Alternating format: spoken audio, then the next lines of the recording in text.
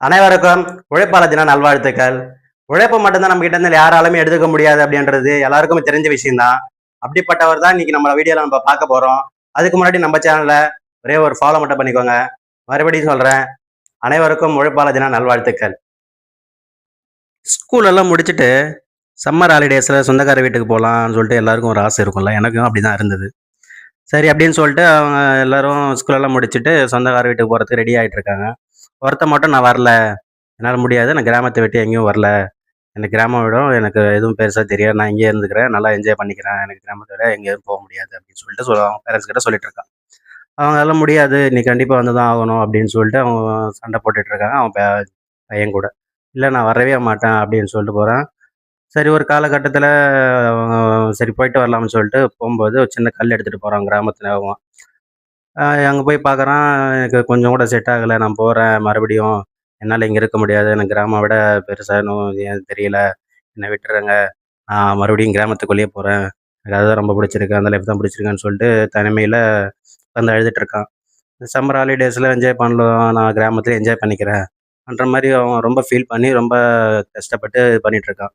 ஒரு காலகட்டத்தில அவனுக்கு ஒரு வேலைக்கு போற வேண்டியது அவசியம் வந்துருச்சு. சரி அப்படியே ஒரு வாட்ச்மேன் வேலை பார்த்துட்டு இருக்கும்போது ஒரு ஒரு ஒரு ஏதோ ஒரு வகையில உள்ள கூப்பிடுறாங்க.